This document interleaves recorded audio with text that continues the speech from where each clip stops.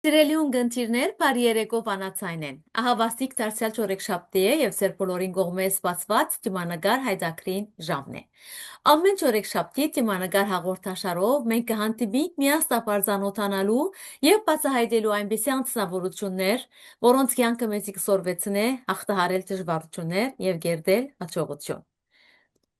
Թիմանագար հայդակրին կրնակետևիր վանացայնի գայքեչով voiceofan.net, ինչպես նաև ճիչային հերացայնի Radio Voice of One Live ձեռակերով և թիմադեդրի մեր էջով։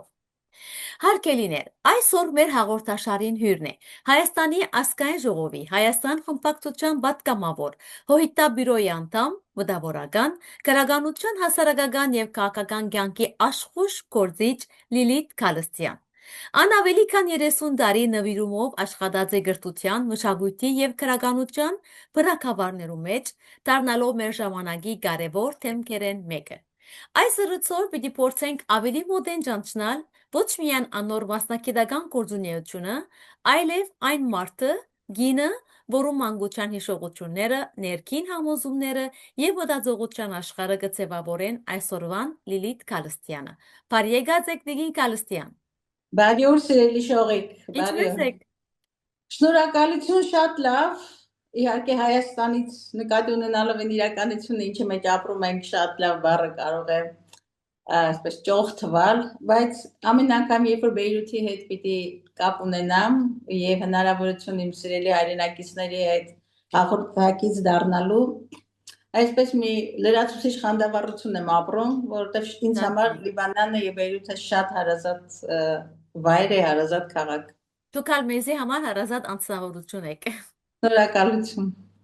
Լիլիթ Քալստյան, մեր հարցազրույցը գզուկատիպի այն օրերուն, երբ Հայաստանի եւ Լիբանանի մեջ մեկ շաբթվան տարբերությամբ գդոնակադարվի հայ հեղափոխական դաշնակցության 135 ամյակը։ Իբրև Հոհիտա բյուրոյի անդամ, ինչ պատկան պիտի ուզեիք փոխանցել նշանակալից այս առիթին։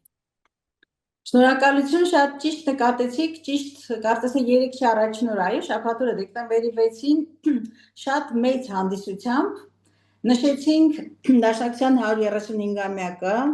շատ արժանապատիվ հանդիսությամբ եւ այդ շատ բարդ ժամանակներում բնականաբար մենք իսկապես Հայաստանը շատ հանգրվանային փուլում է ապրում, շատ հանգրվանային, ես կասեի պատմական շրջադարձային, իսկ հայ հեղափոխական դաշնակցությունը, որ մեր պետականության ակունքում է եւ մեր պետականության ակունքում է եւ բացառիկ պատասխանատվություն ունի թե այսօրվա, թե Հայաստանի վաղվա նկատմամբ եւ նաեւ այդ պատմական բեռը պատասխանատվությունը, որ կրում է հայ հեղափոխական դաշնակցությունը, եւ ես կավելացնեի նաեւ շատ կարեւոր մի հաստատում պետականության գենետիկ հիշողությունը, այդ դարերի երազանքի այդ իղձը, համազգային երազանքը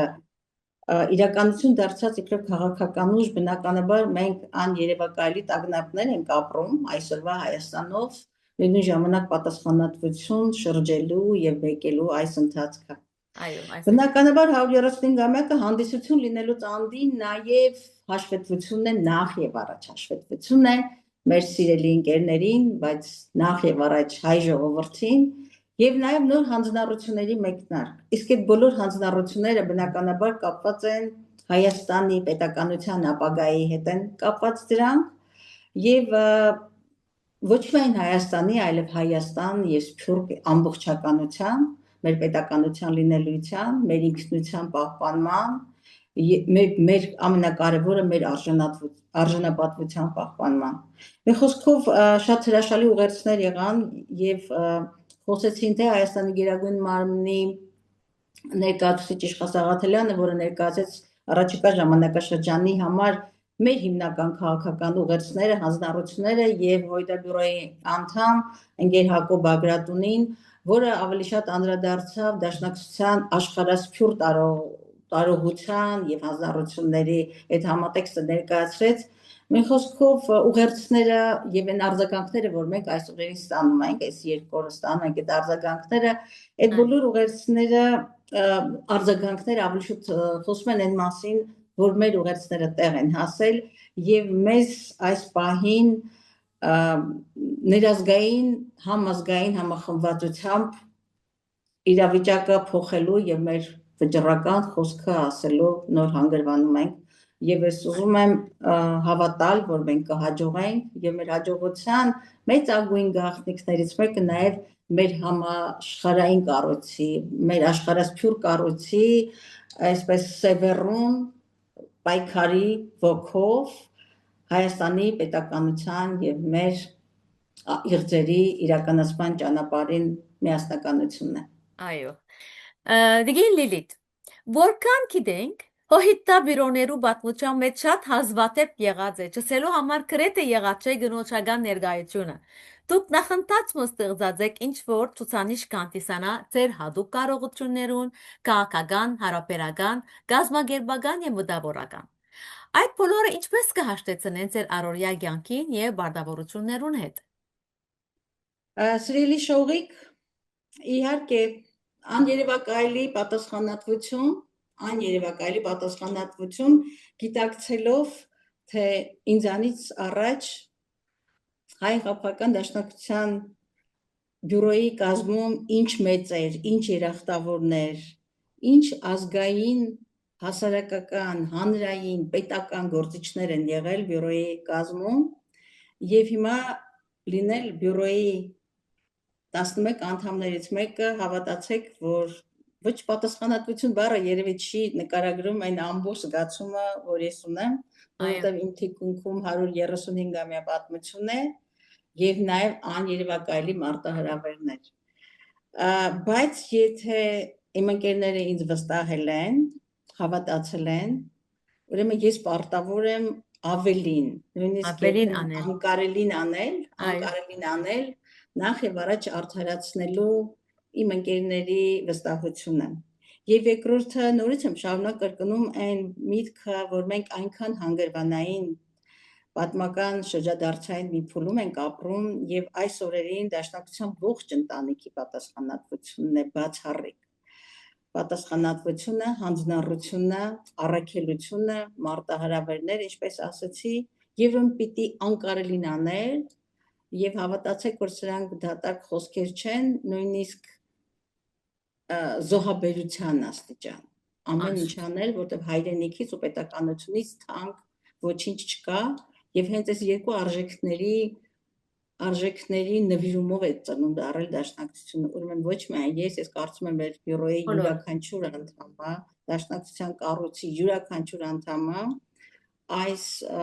նպատակների, երազանքների, իղձերի այս ուխտի, թե զինվորն է, թե պահապանը, թե առաքյալը։ Այո, շատ ճիշտ։ Նվիրումով պատասխանատվությամբ։ Ես ուրիշ չափանիշ չունեմ։ Իմ չափանիշը զոհաբերության չափ, եւ եթե պետք է նաեւ այդպես։ Այո։ Դիգին Լիլիթ, ձեր նման ասավորություններուն կյանքին եւ հաջողության համար անկասկած որ մանկությունը եւ դաստիարակությունը մեծ դեր խաղացած պետք է լան։ Մենք հետաքրքրությամբ կուզենք լսել ձեր արմատներուն եւ այդ մանկության հուշերու մասին, որոնք գերդեցին ձեր անհատականությունը։ Ինչպիսի մանկություն ունեցած եք։ Սիրելի շողիկ, կներես շատ մեծ բառեր ես օգտագործում, նախ հաջողություն, անհատականություն, անկեղծ ասած ես իմ մասին այդպես մեծ բառերով չեմ մտածում, բայց մի բան հստակ է, որ մենք բոլորս գալիս ենք մեր մանկությունից։ Մենք բոլորս գալիս ենք մեր մանկությունից, որտեղ աներևակայելի դերակատարություն ունի ընտանիքը եւ կրթությունը։ Ես շատ սովորական հայկական ընտանիքում եմ ծնվել, որտեղ մի բանում շատ վստահ եմ, որ ես ստացել եմ շատ ազգային, բացառիկ ազգային դաստիարակություն, հայրենասիրության, մեր ինքնության, մեր արմատի ճանաչման այդ ամբողջ դպրոցը ես անցել եմ մեր ընտանիքում։ Ես հիշում եմ, որ իմ մանկությունը անցնում էր իմ մայրական գյուղում եւ այնտեղ դեռ մանկուց երգեր էի լսում, հեղափոխական երգերը, բայց ես չգիտեի, որ դրանք հեղափոխական երգեր էին։ Այո։ Դա դեռ խորհրդային շրջաններ, դեռ Հայաստանը չէր անկախացել եւ ինձ թվում էր, թե դրանք այսպես ազգագրական երգեր են։ Հետո երբ որ արդեն մի քիչ ավելի մեծացա, ընդունվեցի պետական համալսարան, բանասիրության բաժնում էի սովորում եւ արդեն սովետական միությունը երերում է եւ այլն, հետո հասկացա, որ դրանք սովորական ազգագրական երգեր չեն, դրանք մեր պատմության երգերն են, մեր արժանապատվության երգերն են, մեր հերոսական անցյալի երգերն են դրանք մեր նահատակների, սուրբ նահատակների եւ մեր ազատության մարտիկների նվիրված երգերն են եւ դա մեր նաեւ արժանապատվության տարեգրությունն է։ Հետո բնականաբար ես լավ կրթություն եմ ստացել Երևանի պետական համալսարանում, հետո ամերիկյան համալսարանում մի խոսքով եւ դեռ մանկուց ես այսպես համոզում ունեի, որ մեծանամ պիտի գրող դառնամ, որովհետեւ իմ կյանքը մշակույթի եւ կրթության մեջ էի պատկերացնում եւ ստեղծագործական այսպես հիմնականում ստեղծագործական ուղղությամբ, բայց արդեն երբ որ երկրի թևածում էր երկրում անկախության շունչը եւ պիտի նոր պետականություն կերտեինք, անկախ պետականություն, իսկ ես արդեն բավականին լրջորեն ծանոթ էի դաշնակցության գաղափարախոսությանը, պատմությանը, գաղափարաբանությանը, մեկ վայրկյան ես չեմ մտածել, որ եթե կա մի քաղաքական ուժ, որտեղ ես կկարողանամ իմ քաղաքացու եւ քաղաքացու իղձերը իրականացնել, պատկերացումները, նաեւ ինձ որպես այդ պետականության կերտման մասնակից տեսնել դա հայ հեղափոխական դաշնակցությունն էր, որին անդամագրվեցի դեռևս դաշնակցությունը իր կազմակերպական ներկայությունը չէր հայտարարել Հայաստանում եւ վստահաբար եմ ասում, որ դա իմ կյանքի ամենա ոչ միայն զգացական,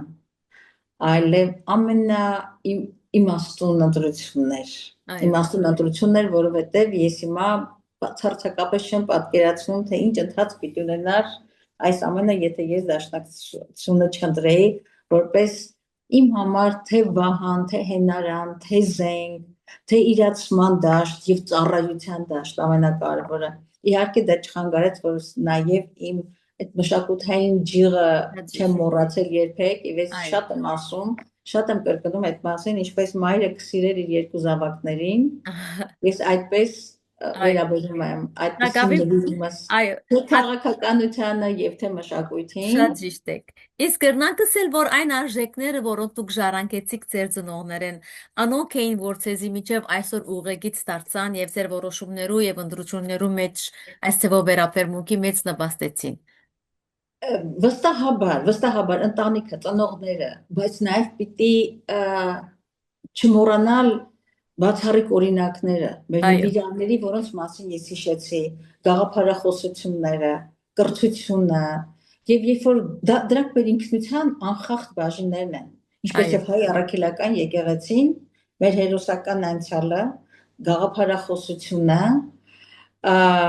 իդեալները, այդ բոլորը միասին մի ամբողջականություն եւ նաեւ մեր ինքնության այդ հենասյուներին նվիրում է, ինչպես կրթությունը, ինչպես մշակույթը, ինչպես իմ պատմությունը, ինչպես իմ եկեղեցին, դրանք բոլորը ամբողջականություն են կերտում,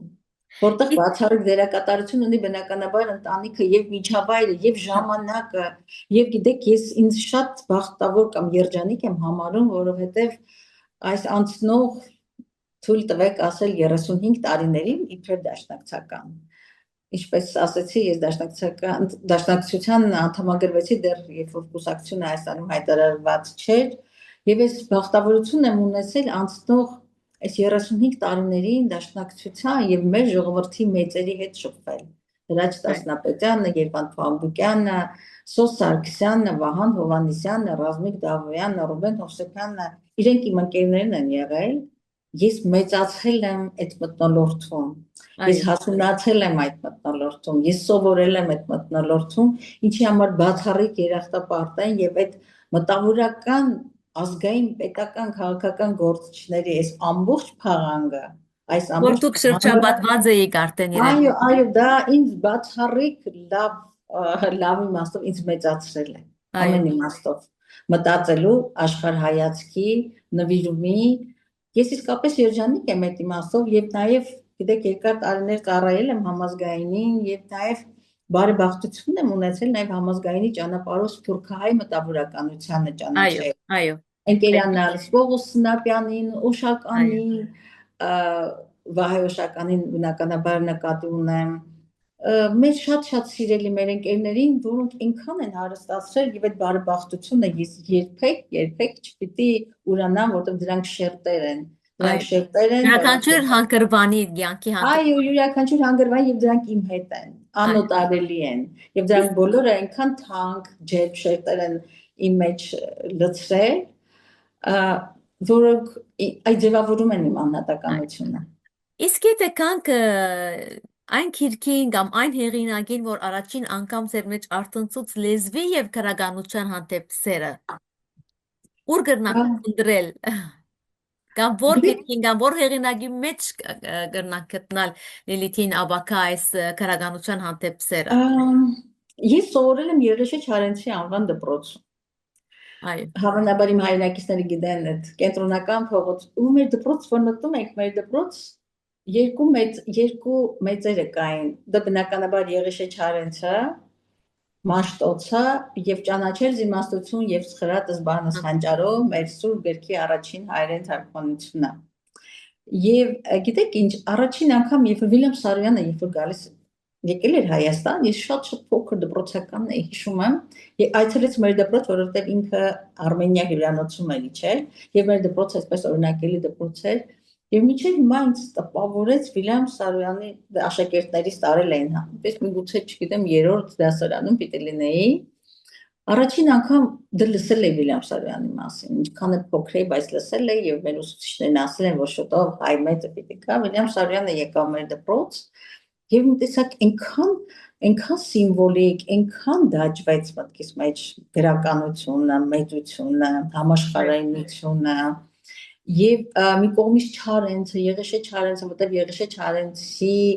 թորներից մեկը մեր դպրոցում էր ուսանում եւ մենք բոլորս մի ակնածանք ունեինք, որ նա Չարենցի Եղեշե Չարենցի թորնուհին է։ Չարենցի տուն-թանգարանը շատ հեռու չէր մեր դպրոցից։ Ես լավ դպրոցում եմ սովորել, իսկապես խորհրդային դպրոց էր, բայց շատ բարձր չափանիշներով։ Եվ նաև ինչ որ իմաստով դա գենետիկ եւ ընտանեկան ավանդույթ է, որտեղ մեր ընտանիքում մենք էլի գրողներ, գրականության, մշակույթի մարդիկ շատ ունենք եւ ես հիշում եմ Հովհաննես Շիրազը մեր ընտանիքի մշտական հյուրն էր, մեր ընտանիքի մեծ բարեկամն էր, հոգեվորական դասի հետ մեր ընտանիքը միշտ բարեկամություն արել, Ռազմիկ Դավոյանը մայրիկիս ընկեր մեր տանը շատ է լինում, որովհետև ծնողներիս այդ բարեկամություն ուներ, ընկերություն, բարեկամություն։ Լուսինե Զաքարյանին եմ հիշում, Խորեն Պալյանին, գիտեք, մտավորականների մի Որքան բախտավոր եղած եք, որ նման մեծերու հետ շրջապատված եք։ Մուշեղ Գարշոյան, այ հիմա ես Մուշեղ Գարշոյանը եւ այդ մեծերը, որտեղ մայրս ինքը շատ մշակութային տեսակ էր, միշտ մեր տանը մեծերը կային եւ այդ թվում նաեւ նկարիչներ, ճարտարապետներ եւ ես խաղաղ սովետական մի շրջան էր, որտեղ երբեք մեր մանկական մտածումներում նախ դեռ անկախության գաղափարը չկար։ Ես ասում եմ շատ վաղ դպրոցական հասակի մասին եւ բնականաբար մշակույթը եւ մեծ տարածքները երազանքներից մեջ էին, որ մեծանամ գրող եմ դառնալու։ Իհարկե ես ինձ գրող չեմ համարում բացարձակապես, բայց տողին նվիրվածությունս իբր թարգմանիչ դրսևորվեց եւ ես 5 թարգմանական ժողովածուների հեղինակ եմ, որովհետեւ գիտեք ինչքան ճանաչում ես գրականությունը, մեծ գրականությունը, որտեղ կա Հրանտ Մաթեւոսյան, որտեղ կա Ռազմիկ Դավոյան, որտեղ կա Սարոյան, Հեմինգուեյ, Դաստոևսկի, կաշկանդում այդ մեծությունները քեզ կաշկանդում են, բայց մի բանում վստահ եմ, որ հաստատ լավ պիտի թարգմանեմ եւ կարծում եմ այ թույլ տվեք ինքն է վստահաբար ասել, որ ես ինձ թարգմանական գործի մեջ հաջողած եմ համարում։ Այո, նույնը պիտի ասեի, որովհետեւ գրելը եւ ստեղծագործելը ծնուն թե եկող դարեր են եւ դու գացեր փափակ ստեղծագործական ուղին կդակ թարգմանական աշխատանքներու մեջ եւ դուք հոն արդեն մեծ հաջողությամբ կդարեցիք ձեր թարգմանական աշխատանքները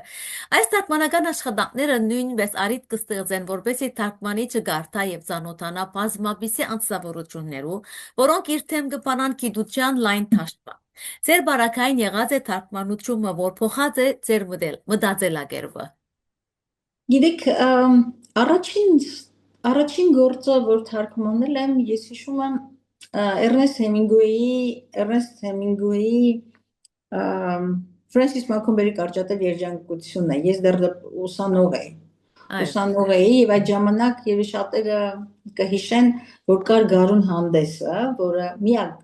1-2 գրական հանդեսներ կային դեռ այդ ժամանակներում, երբ որ ես ուսանող էի, եւ Գարունը նաեւ ուղենշային ամսագիր էր, որի շուրջ գրական ամսագիր, որի շուրջ հայկական նաեւ ազատական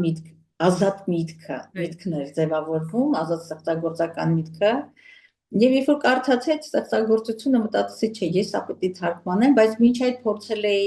արդեն Սարոյան, O. Henry եւ այլն, բայց ակիկ մի գաղտնիք էլ ասեմ, նաեւ բանաստեղծություններ եմ գրել, որոնք տպագրվել են ոչ իմ անունով, գրական կեղծ անունով, բայց հետո որոշեցի, որ պիտի դադարեցնեմ, որտեղ թարգմանությունը ինձ ավելի գրավեց։ Մի խոսքով սկսել եմ Սարոյանով եւ Հեմինգուեյով, բայց վերջին անգլիագիր գրականություն բնականաբար, բայց վերջին ժողովածուն, որ հրատարակվեց 20-րդ դարի ռուսական դասական պոեզիայի, ռուսական մեծերի մի մեծ ընտրանի է, որը կարծեմ 2 տարի առաջ լույս տեսավ, թե ինքը պատերազմից առաջ դեռ պատրաստ էր, բայց պատերազմը ինչպես բոլորին ինձ էլ այնպես քանդեց, որ ուղղակի քանդվեցինք եւ մենք խելագարության շեմին էինք ապրում եւ շարունակում ենք ապրել, բայց հետո երկու պատերազմից հետո կարծեմ 2022-ին ասացի լավ, պիտի ծնվի այս գիրքը, պիտի ծնվի եւ գիրքը ծնվեց, հրատարակվեց, այդ իմաստով հրատարակվեց, բայց ցավոք սրտի մենք շարունակում ենք դեռ խելագարության շեմին ապրել եւ հիմա շատ դժվարությամբ եմ թարգմանության մոտենում, որովհետև ուղղակի ոչ միայն ժամանակ չկա, այլ հոգեկան այդ անդորը չկա, բայց երկու ժողովածու կազմեցի, երկու մրցանակաբաշխություն արեցինք հանուն հայի հարատևման, հայ առաքելական եկեղեցու Ամերիկայի արևելյան շրջանի առաջնորդի Անուշավան Դանիելյանի հովանավորությամբ մրցանակաբաշխություն կազմակերպեցինք եւ այդ հաղթած գրականության ներողություն արձակի պոեզիայի եւ մանկագրության այդ լավագույն մրցանակակիրներին մեկ ժողովածուի մեջ երկու ժողովածու լույս է տեսել, ես եմ խմբագրել եւ կազմել, բայց ես ասեմ, որ գիտեք գրականության եւ մշակույթի շփման ինձ մի մեծ դաշտ տվել է նաեւ համազգային մշակութային միությունը։ Այո, պիտի անցնենք այդ մասին խոսելու։ Այո, ուզում եմ ասել եւ այդտեղ համազգային այս տարիներին նաեւ եղել է մի բացառիկ հարթակ, որտեղ հայ մտավորականությունն էր անցնում։ Այո։ Հայ մտավորականություն եւ թե դաշնակցական մտավորական մշակութային մարդիկ եւ պարզապես ստեղծագործող հայ մարդիկ, ովքեր համազգայնում գտնում էին իրենց համար հարազատ ասպարեզ, հարազատ տուն, հարազատ օջախ, որտեղ պարզ զրույցը արդեն հարստացնում է։ Իսկ այս արագ փոխվող աշխարհի մեջ ինչ է թերը մշակույթով եւ գրականությամբ ապրող մտավորականին այսօր։ Կարծեմ Դոստոևսկին է ասում, ռուսական իրականության համար էր ասում էր ռուս գրողն ավելին է, քան գրողը։ Պիտի որ ավելին, սա 20-րդ դարի սկզբի մասին էր ասում, երբ որ Ռուսաստանում քաղաքական այսպես փոթորկուն ժամանակ էր ապրում Ռուսաստանը, բայց նույնը Հայաստանին է վերաբերում եւ դա միայն գրողին չի վերագրի, թեև գրողը միշտ գրողից հանդրության ակնկալիքն ավելին է, որտեղ մշակութամտավորական սանդղակում միշտ գրողին ամենաբարձր դիրքերում են դասում, որովհետև ի սկզբանե էր բանը, ի սկզբանե էր խոսքը, չէ, եւ դեռ խորհրդային շրջանից էլ մենք ունեինք գրողի ակնածանքի, մեծարումի, գրողի առաքելության այդ բացառիկ զգացողությունը կար։ Եվ այս օրերին շատ կա այդ հարցը, որտեղ է հայ մտավորականությունը, որտեղ են գրողները, ինչու չի խոսում գրողը, որովհետև մենք այսօր մեծ կորուստներ ունենք, ինքնութենական կորուստներ ունենք, բարոյական կորուստներ ունենք, արժեքային կորուստներ ունենք։ Այդ բոլորը աստվածություն կորցեցին բոլորին վրա։ Ես նույնիսկ օգտագործեի ոչ թե կորուստ, այլ կոլապս, կազմաքանդում, թլատակված ենք, փլում, այո, այդ վիճակում ենք եւ ուղենիշներ են կորել, ուղենիշներ են կործանվել եւ այդ քաոսի մեջ մենք դեռ շարունակում ենք քաոսի մեջ լինել եւ այդտեղ հեղինակությունների կորուստը պիտի նաեւ խոսենք այդ մասին, որ հեղինակությունների կորուստ կա։ Երբ որ ես մի շրջանի մասին եմ խոսում, Երբ որ Շիրազ, ես հիշում եմ Հովհաննես Շիրազի եւ Ռազմիկ Դավոյանի զավակները նույն դպրոցում էին սովորում եւ ինձ հետ տարեկից էին, երբ որ ամեն անգամ Հովհաննես Շիրազը կամ Ռազմիկ Դավոյանը գալիս են իրենց ворցիներին տուն տանելու, բոլորս մատնացուցին ան ինքը Շիրազն է, մենք երեխաներս, Այո, ինքը Շիրազն է, Ռազմիկ Դավոյանը կամ ես հիշում եմ, երբ որ Ռուբեն Հախվերդյանի համերգը 90-ականների մասին եմ ասում։ Ռուբեն Հախվերդյանը, որը բացառիկ բարդ է, չէ, խոսքի եւ երաժշտության այդ աղանդավոր ձուլումը, ես հիշում եմ Ռուբեն Հախվերդյանի առաջին այսպես արդեն այսպես ասեմ բաց համերգները, որտեղ ինքը ընդհատակի երգիչն էր, այսպես ասեմ, երբ որ առաջին համերգն էր գրողների միությունում, դա 90-ական 91 կամ 2 թվականի մի բան եմ ասում, այնտեղ ուղղակի ինքն էլ անկարելի էր, որտեղ պիտի նկուղներով տանիքից իջնեին ու կարողանային խցկվել այդ դահլիճ, որտեղ կարոտը կար անաչառ խոսքի, ազնիվ խոսքի, ուղղորդող խոսքի, այսօր այս քաոսի մեջ շատ հաճախ կորում է խոսքը, եւ նաեւ դիտավորյալ են մեր հեղինակությունները ոչնչացվել, դա քաոսացման եւ հեղինակություններ չունեցող դեգրադացող ազգի նաեւ նշանն է, երբ որ չկան հեղինակություններ, նույնիսկ եկեղեցին, որ մեր բացառիկ սրբությունն է, այսօր այդ ասպատակությունը հայ առաքելական եկեղեցու նկատմամբ, բայց սա չի նշանակում, որ պիտի հաշտվել ես իրականության հետ։ եւ լուր պիտի մնաս։ Եվ լուր պիտի մնալ, ես ցավում եմ, բայց նույնիսկ ուզում եմ անուններ տալ, ասենք թե ես չեմ հասկանում Տիգրան Մանսուրյանի լռությունը։ Երբ որ ես իմ շուրջը մտավորականներ եմ փնտրում, ես վստահ գիտեմ, որ Սոս Սարգսյանը չէր լռի եւ չէր լռում։ Սոս Սարգսյանը չէր լռի եւ չէր լռում, եւ այդ մեծություններ, այդ կարգի մեծություններ, որոնց խոսքը պիտի սպեղանի լինի մեր վիրավոր հոգիներին, վիրավոր հասարակությանը, լույս փնտրող հասարակության, իսկ այսօր մեր հասարակությունը աներևակայելի հուսահատության մեջ են, մենք պարտավոր ենք բացել, բեկել հույսը, հավատը, ներշնչանքը, սերը գա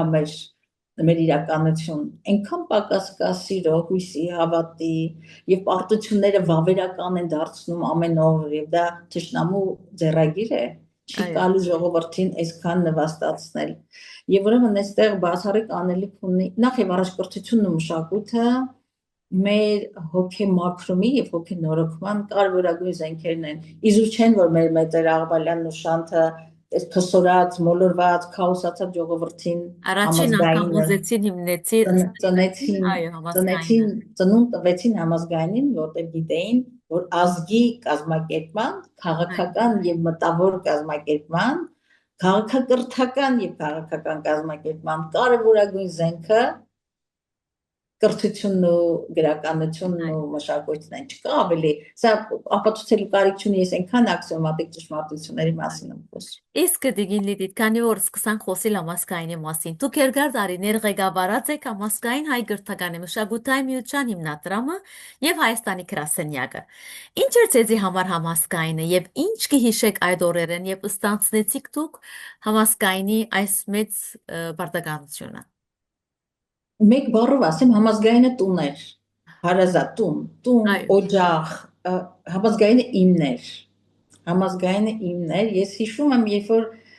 ընկեր Տիգրանին հիշեմ, ընկեր Տիգրան Ջիբաշյանին, վստահաբար կնայես հաղորդում, ես հիշում եմ, որ դաշնակցությունը նոր Հայաստանում առաջին ծիլերն էր անում, ընկեր Տիգրանին եւ Սոսային այսպես նոր ճանաչեցի եւ նաեւ բանը կար, մտածումը կար Հայաստանում հիմնել համազգայինը, համազգայինը չէր վերադառնում, համազգայինը գալիս էր, ի տարբերություն դաշնակցության համազգայինը գալիս էր Հայաստան, եւ ես այդ մշակութակրթական այդ երազանքները այդ ուղղությամբ դրսևորվելու կար, ես հիշում եմ, մենք այդ ժամանակ ունեինք մի մտկը, շատերը կհիշեն այդ հին սերունդը կամ իմ սերունդակիցները, որտեղ դաշնակցության կառույցը նոր, այսպես պիտի այնտեղ ծլարձակեր, մի կարմիր թղթապանակ եմ հիշում, մեծ ֆայլ ասենք դրան, թղթապանակ կարմիր, այդ առաջին այն թղթապանակները, որտեղ հանդիպեցին Սոս Սարգսյանը, Ռազմիկ Դավոյանը, ընկեր Տիգրանը, ընկեր Հրաչին եմ հիշում, ընկեր Հրաչին Տասնապետյան, եւ ես առաջին անգամ այդտեղ առաջին տողը գրեցի, դա մեր հիմնադիր ժողովն է, որ Հայաստանում հիմնադրում ենք դաշնակցությունը։ Հիմա ես այդ թղթապանակը համազգայինի գրասենյակում եմ եւ միշտ նոր աշխատակիցներին ասում եմ, Դուք հիմնում եք մենք համազգայինը։ հիմնեցինք Հայաստանում համազգայինը Այո, եւ ինչ ակնածանք կար, ինչ հավատ, համոզում եւ հավատացեք, որ 35 տարի Հայաստանում էր համազգայինը եւ համազգայինի բացառիկ գործունեությունը ծավալել եւ շարունակում են այո, եւ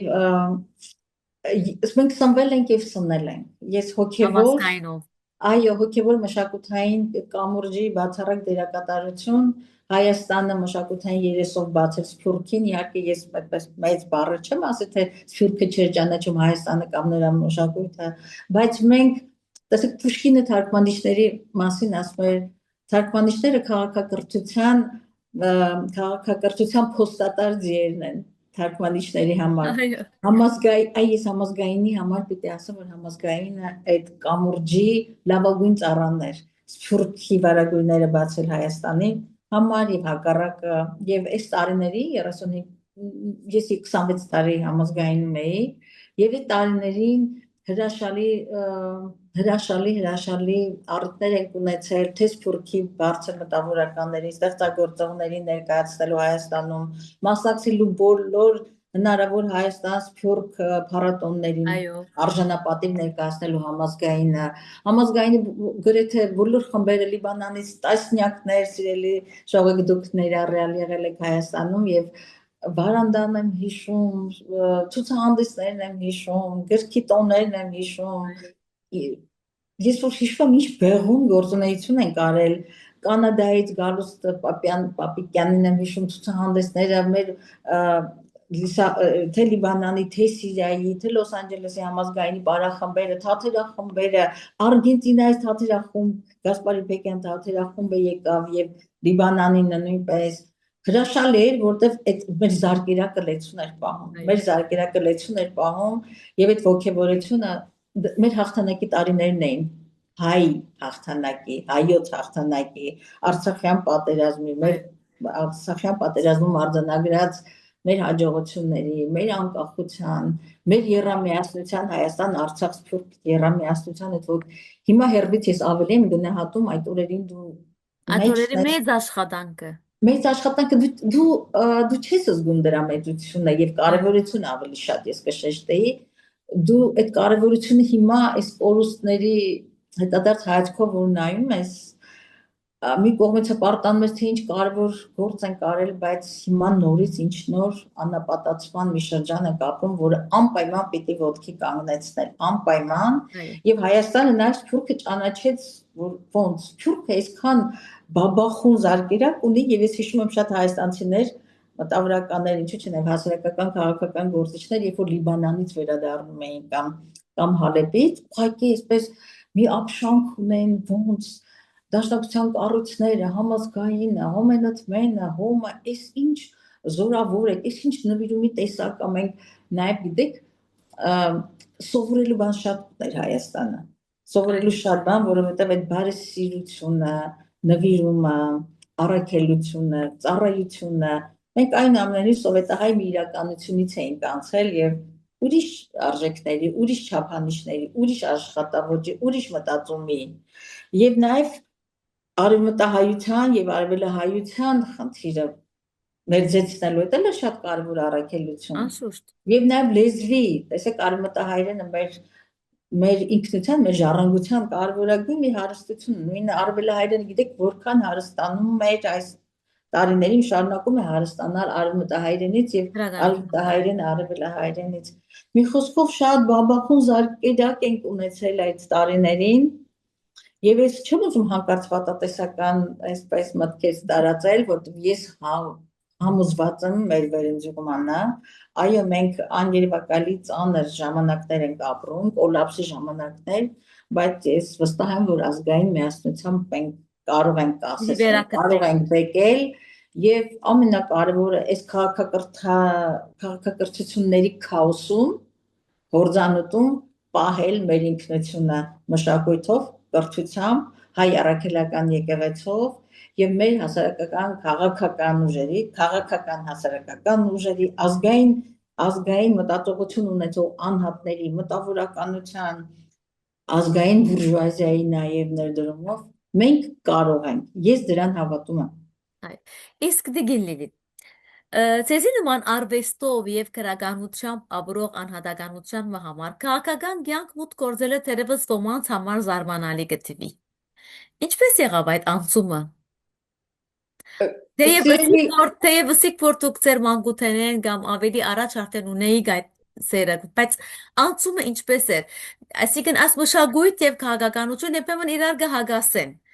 Ձեր բարակային ինչպես դուք հաջողեցաք։ Ձեր բարակային հակասություններ նկատվեցան ձեր կյանքի մեջ։ Բացարձակապես ոչ, բայց մինչ այդ խնդրում եմ, որ ինձ այդքան կոմպլիմենտար մի եղեք։ Անհատականություն ես ուզում եմ ես համեստ լինեմ եւ ես Դուք այդ մեկը ձեր համեստությունն է։ Ես ընդհանրապես իմ առաքելությունն է եւ ես զինվոր եմ։ Ես իսկապես ես զինվոր եմ եւ ես այդպես եմ կարծում, որ ես զինվոր եմ։ Հակասություններ բացարձակապես ոչ, որովհետեւ մեկը մյուսին լրացնում է։ Երբեմն գիտեք, շատ անկեղծանամ, երբ որ ես քաղաքական ելույթներ եմ ունենում կամ հոդվածներ եմ գրում, որոշ ընկերներ ունեմ, ինձ ասում են գրողական միջավայրից հատկապես որտեղ գիտեք գրողների միության անդամ եմ եւ այլն ինձ շատերն ասում են քո հրապարակախոսությունը գեղարվեստական հրապարակախոսությունը չգիտեք որտեղ գրականությունը որտեղ քաղաքականությունը ես հիշում եմ որ նոր խորհրդարանում է 2007-12 թվականներին շատեր ինձ գիտեին մամուլից Լիլիթ Գալստյան թարգմանիչը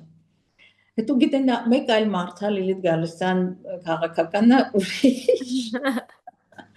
Ես երբեք այդ հակասությունը չեմ զգացել, ընդհակառակը լրացնում են եւ իրար լրացուցին, այո։ Միանշանակ, որովհետեւ քաղաքական մարդը ոնց անեմ, որ կոմպլիմենտար չլինի, ինչպես ասեմ, բայց քաղաքական մարդը պիտի խորք ունենա։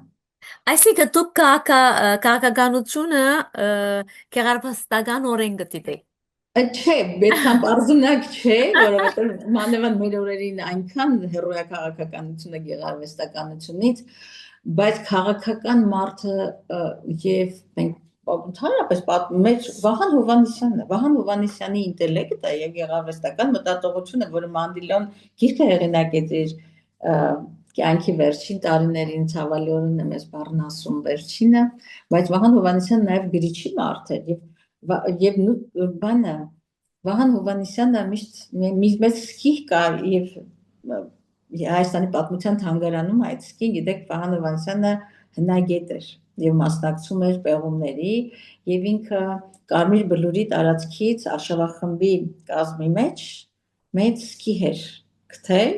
իր պեղումների արդյունքում որ հիմա պատմության թանգարանում է եւ դին Վահան Հովհաննիսյանն էր ասում եթե չլիներ Հայաստանի անկախացման այս ընթացքը եւ գիտեք Վահան Հովհաննիսյանը ում որդին էր եւ չունենար այդ կյանքի դարբնոց ընտանեկան դարբնոցը ինքն էլ էր միշտ ասում որ ես պիտի երազեի շարունակել լինել հնագիտության մեջ թե մի երազանք էլ ուներ ուզում էր Կարսինե հանգապետը լինել միշտ որ իրեն հարցում են ասում էր Կարսինե հանգապետը եւ պատմության մեջ այնպես չի որ քաղաքական մարդիկ մշակույթից հեռու են Գիտեք, նաև կան դաժան օրինակներ, որ չգիտեմ հրաշալի դաշնակահար են եւ այլն, բայց քաղաքականության մեջ մի դաժան երևույթներ։ Ուզում եմ ասել դրանք ընդհակառակը, եթե դրական ես օգտագործում, այս ճանաչողությունը, իմացությունը ուղղակի առավել օգտակար է լինում եւ ես հանկարծ համեմատության եզրեր չտանեք, բայց Չերչիլը Նոբելյան մրցանակ ստացավ գրականության համար եւ ոչ քաղաքականության համար, եւ թե մեջը գրողը չլիներ, այդպեսի ճառեր չեր ունենա, իսկ քաղաքական մտքի մեջ Չերչիլի ոչ միայն քաղաքական գործունեությունը, այլև իր ճառերը, այդպես լավագույն նմուշներ են համարվում, եւ այդ հակասություն ես չեմ տեսնում։ Ես բացարձակապես հակասություն չեմ տեսնում եւ ուղղակի երբեմն Նիկոլ Աղվալյանը Մեր սիրելի Նիկոլ Աղվալյանը, ես եւ հոբելյանական տարի է սիրելի Նիկոլ Աղվալյանի համար, դաշնակցության իմ ամենասիրելի երախտավորներից երևի երախտավորներից մեկը, եթե 5 հոգու անուն պիտի տա վստահաբար Նիկոլ Աղբալյանին չեմ կարող չհիշել, Նիկոլ Աղբալյանի նաև ինչ-որ իմաստով ողբերգություն է։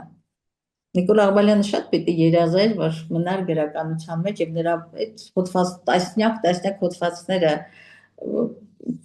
հայ մատենագրությունից, պատմագրությունից, լեզվի հարցերից, Սայաթ Նովայից, մինչև Եղիշե Չարենցի բացահայտումը, եւ եթե չլիներ մեծագույն մարտահրավերը պետականություն ունենալու եւ այդ նվիրումը, մենք շատ ավելի մեծ, շատ ավելի ընդգրկուն պիտի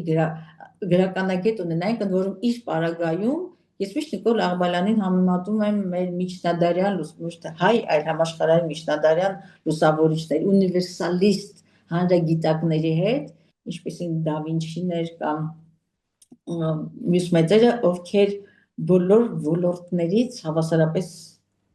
խորքային գիտելիքներ ունեին այդպիսի, եւ Աղբալյանը միշտ տրտնջում էր, չէ, որ սուրը չթողեց գրիչի մար դառնամ եւ մյուսը հակառակը, բայց ներդաշնակելը շատ կարեւոր է, ես կարծում եմ մենք փորձում ենք ներդաշնակել, փորձում ենք։ Իսկ անցնելով ձեր գրականության եւ հեղինակներու եւ գիրքերու հետ ունեցած գործունեության, վստահ եմ որ հեղինակներու հետ շատ աշխատանքներ ունեցած եք, մանավանդ համասկայնի գրասենյակի ձեր պատասխանատվություն ունեցած ժամանակ։ Ինչ ստրվակներ գրնակ հիշել այդ օրերեն։ Գիտեք ինչ, Հեղինակներու հետ կապված այսպես ստրվակներ, այո, որոնք լավ այսպես գայծ մցկած են ձեր մեջ կամ լավ հիշադակ մցկած են, որոնք գրնակ հիշել այն։ ես քիչ առաջ մինչ պատրաստվում եմ ձեր հետ զրուցել, հիշեցի, որ Լևոն Խեչոյանի մեր ժամանակակից արձակի բացառիկ հեղինակներից մեկի Լևոն Խեչոյանի ծննդյան օրն է, որը ցավոք սրտի 7 տարի առաջ մահացավ, երիտասարդ տարիքում մահացավ գրող արձակագիր, մեր ժամանակակից արձակի բարձրակետերից մեկը, որը նաև Արցախյան պատերազմի մասնակից էր։ Եվ շատ տարիներ առաջ, երբ որ Լևոնը պիտի ջոկատով Օմարի պաշտպանությանն էր մասնակցում, Արշակ Դրաստամատ ներքինի վեպն էր գրել, իր առաջին մեծ վեպը, բացառիկ վեպ, եթե չեք կարդացել, պիտի խնդրեմ կարդաք, թե Լիբանանում Խեչոյանի պատմվածքները տպագրվել են եւ հիշում եմ իր հետ համախոհաբար ուղարկեցի եւ այդտեղ իմ ընկերը տպագրեց։ Լևոն Խեչոյանը գնում էր Օմարի հերթական անգամ Արցախ պիտի գնար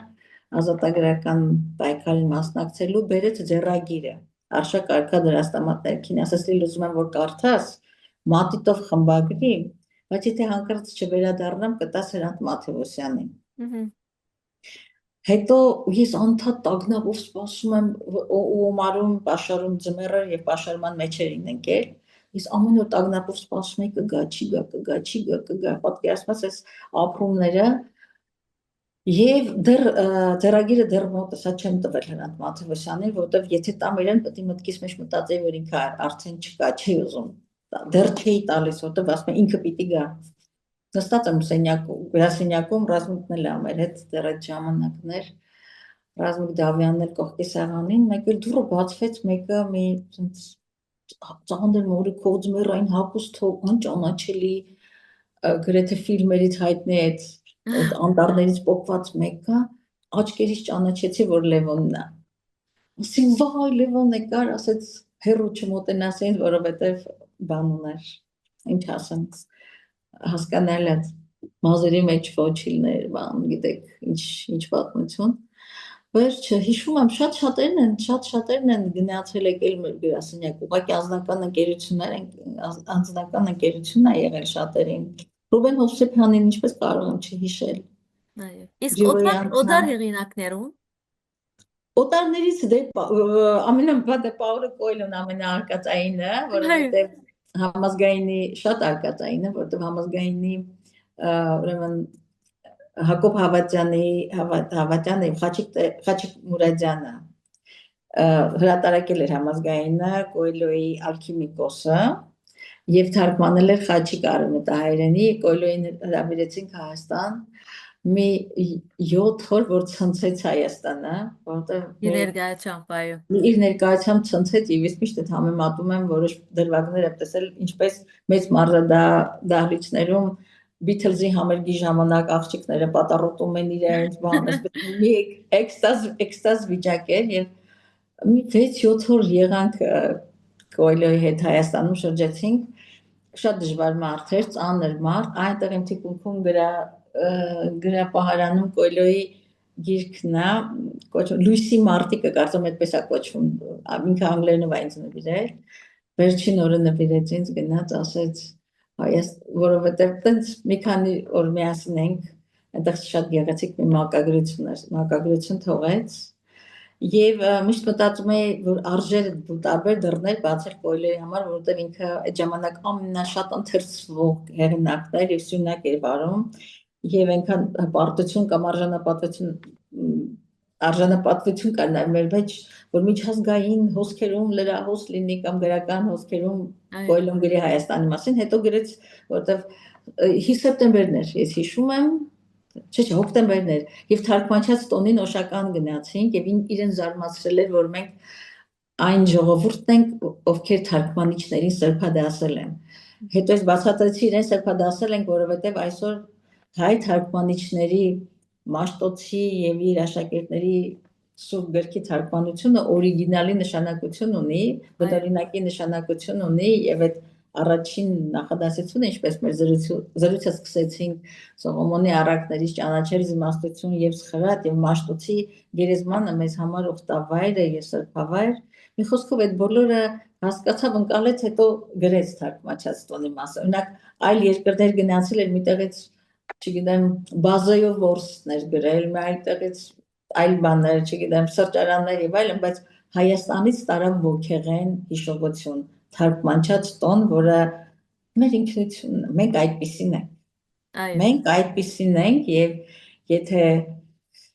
այսօր մեր թարգմանչական դպրոցով, մեր գրությամբ, մեր քրիստոնեական ակունքներով դրանք բոլորը այսպես զանգի պես բուրում են, որ մենք այսօր կքելու իրավունք չունենք։ Այո։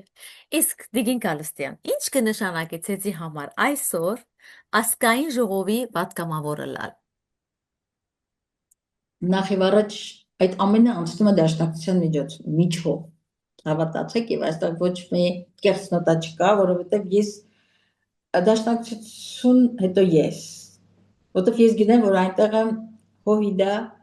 որպես հովիդա անդամ, դաշնակցությունն եմ ներկայացնում, հիմա էլ ավելի ծանր պատասխանատվություն բյուրոյի անդամ եմ։ Այդ պատասխանատվությունը, որ նախ եւ առաջ լինել արժանի, ուղերձները ճիշտ փոխանցել, բայց մյուս կողմից էլ այդ ամենի կողքին ինչ անել, ինչպես անել եւ այդ պատմական բեռը, որ ինչ ծանր ժամանակներում ենք ինչ որ բան կարողանալ փոխել, որտեղ երբեմն գիտեք մեր հակառակորդները եւ դրանք տեղական հակառակորդները չեն, եթե չօգտագործեմ թշնամի բառը, մարտահրավերները աներևակայելի եւ դու անդադ ուզում ես, շատ բնական է, ուզում ես, որ քո թողած ժառանգությունը քո հետագծի համար դու չամաչես, այնպես ապրել, որ չամաչել, բայց նաեւ արդյունավորել։ Բայց նաեւ արդյունավորել, տեսեք, երբեմն փողոցով որ քայլում եմ, շատ եմ փողոցով քայլում, այդպես շատերը ինձ կանգնեցնում են եւ ամեն վարքյան այդ հարցը կա, նույնիսկ եթե չեն կանգնեցնում, ես իրենց հայացքի մեջ տեսնում եմ, որքան պիտի հանդուրժենք, բա վերջը, ինչ է լինելու։ Եվ ես ուզում եմ այնպես քայլեմ, որ այդ հարցերից չխուսափեմ եւ չամաչեմ եւ մեջս փակուղի չլինի։ Միայն պատասխանատվություն, գիտեք, միայն պատասխանատվություն, որովհետև չեմ ուզում հանկարծ չեմ ուզում պարզապես վատ նոտաներ փոխանցել, բայց չեմ էլ ուզում կոմպլիմենտար լինել եւ մակիաժանել իրականությունը։ Մենք խելագարության շեմին ապրում էր հասարակությունը, ամբողջ հասարակությունը։ Եվ պիտի ելք պիտի գտնել, ելք պիտի փնտրել եւ ելքը կա։ Եվ մեր 135-ամյակի ուղերձները, որը փոխանցեցին թե Իշխան Սաղաթելյանը, թե Հակոբ Բագրատունին, հենց այդ ելքի մասին էին։ Այդ ելքի մասին մանավանդ չկարծեք, թե այսպես ամբարտավան թող չհնչի, բայց դաշնակցությունը պետականության ծնունդ է տվել պետականությանը։ Հիմա դաշնակցությունը նաեւ այս ամեն պատասխանատվությունների կողքին պետությունը մեր զավակն է։ Մենք նաեւ Մեր ցավի եւ պատասխանատվության խորության մասին եմ ես խոսում։ Եվ երբ որ փորձում են այդ վայրահաչությունները, ցախարցակումները, կներեք ձեր հաղորդումը քաղաքականացնում է, որտեղ չեմ կարող ես եմ երկու հավասարազոր գետերով եւ ճշմարտություններով զուգահեռներով, որոնք իմ մոտ նաեւ հատվում են, բայց մենք ունենք այդ ներուժը, հավատացեք, մենք այդ ներուժը ունենք եւ դաշնակցության համար հատկապես պատասխանատու ժամանակները հենց պատմական պատասխանատվության եւ մեր իշխան Սաղաթելյանը միշտ մի բան միտք ունի, որը կրկնում է, ես էլ եմ ուզում դա կրկնել, մենք գալիս ենք անցյալից, մենք նաև ներկայի քաղաքական ուժ ենք, բայց ամենակարևորը ապագային նայողը եւ ապագա կերտող։ Եվ Արժանի հայտնի խոսքը, ես գիտեք այնքան ոգևորվեցի մեր 135-ամյակի միջոցառման վերջին ակորդին, մոտ 300 կամ 400 երիտասարդներ, մեր ուսանողական միություն, երիտասարդական միություն, գուցե նաև սկաուտներ կային, բոլորը բեմ բարձրացան եւ մենք բոլորս միասին Վարուժանի խոսքը զավակները օգոստափառ պիտի կերտենք նոր արշալույս։ Ես ուզում եմ, որ մենք հավատանք մեր նոր արշալույսներին, որտեղ մենք կարող ենք։ Այո։ Մենք կարող ենք։ Լավ, ուրեմն մենք վերջին հարցում Դիգին Լիլիթ, բավական հոգնեցուցինք ձեզի այսօր։ Սիրով։ Ուրեմն այսօր պատգամավոր Լիլիթ Քալստյանը ովևէ սահմանափակումներ դրած է մշակութասեր Լիլիթ Քալստյանի գործունեության։ Մշակութասերին Գիտեք, չունեմ սահմանափակ, ես շատ ափսոսում եմ, որ շատ բան կարդալով, որտեղ այնտեղ կտեսնեք գրքեր են bookfest-երից կամ ամեն անգամ Եվրոպայում գնում նոր գրքեր են բերում, բայց չեմ հաջողում բոլորը կարդալ։ Շատ եմ ափսոսում, որ երբեմն այս կամ այն համերգն եմ բաց թողնում, բայց երբ որ շատ հոգիս պղտորվում եւ դառնանում, անպայման ես գնում եմ մեր ազգային օպերայում, կամ ֆիլհարմոնիկում, սիմֆոնիկ համերգի, վերջերս Հասմիկ Գրիգորյանն էր Հայաստանում, Եղան Գրիգորյանի դուստրը, այո։ Մի փառահեղ երգչուհի, որը հայ լիտվականն է, համովտը մայրը լիտվահի է, բայց ինքը իրական մաքուր, ինքան մաքուր հայ է եւ վերջերս երկրորդ անգամ շարունակ օպերալիայի ուրեմն տարվա լավագույն երգչուհին է համարվում, ուղղակի հպարտություն է։ Եվ բեմում ինքը եւ երկու եղբայրներն են, մեկը դիժոր, մյուսը կատարող, շատ երիտասարդ։ Այսպես փառախեղ համերգի ունկնդիր էի եւ տեսակ մաքրվում ես ամեն անգամ։ Այս մշակույթը իմ համար մաքրվելու տարածք է։ Այո։ Որտեղ գնում ես թթվածին ստանալու, հույսը եւ հավատով լցվելու եւ նաեւ հատկապես շատ մեծ մեր վոկալ դպրոցը այսօր բացառիկ հաջողություններ ունի հայկական դուք վոկալիստ եք հայկական վոկալ դպրոցը բացառիկ հաջողություններ ունի շատ մեծ աստղեր ունենք փորձում եմ չփախցնել իրենց համերգները երբ որ հատկապես Հայաստանում են բայց նաեւ թատեր արվեստը գեղարվեստը մի խոսքով ինքան այս ամենը խոսում է մեր ներուժի մասին Մենք սկսեցինք 5-րդ դարից եւ գալիս ենք այսօր, որտեղ ժամանակավոր նահանջների մեջ ենք։ Ես հավատում եմ։ Ժամանակավոր են այս նահանջները եւ շատ ամոթ կլինի, որ թույլ տանք, որ ամոթի տարագրության մեջ նոր էջեր ավելանան եւ թե հայ եկեղեցու շուրջ պիտի համախմբենք եւ կարեւորը ինքնության ու պետականության Դիգին Լիլիթ Քալստյան, մենք շատ շնորհակալ ենք ձեր ներշնչող զրույցին համար։ Իսկապես որ վանացայինի թիմանագար հայտակիրը ձեր ներկայությամբ ավելիով հարստացավ։ Մենք ստիպված պիտի փակենք մեր հայտակիրը, բայց գուզենք ձեզ մեր վերջին այսպես խոսքը փակումի որպեսի փակեք մեր հայտակիրը, հրամեցեք։ Ինչ խոսք ունիք ըսելիք վանացայինի ունգընտիրներուն։ Ես շնորհակալ եմ շատ թողոքին շատ շնորհակալ եմ այս առիթի համար ինչպես ասացի Լիբանանը ինձ համար շատ հարազատ Երևանից հետո մյուս քաղաքը որ ես ինձ հարազատ եմ զգում Բեյրութն է ինձ շատ հարազատ մարդիկ կան այդտեղ եւ ամենակարևոր բանը այս օրերին մեր մեջ շարունակ արցնացնենք հավատը եւ սերը հավատը եւ սերը որ պակասել են մեր կյանքից Եվ միշտ գիտակցենք, որ մենք իսկապես ուժեղ ենք միասին։ ամենաթշնամական իսկ օրակարգերին չի ենթարկվել, չբաժանել Սփյուռքը Հայաստանից։ Հայաստանը առանց Սփյուռքի տկար է, նույնքան տկար է Սփյուռքը առանց Հայաստանի։ Հայաստանի։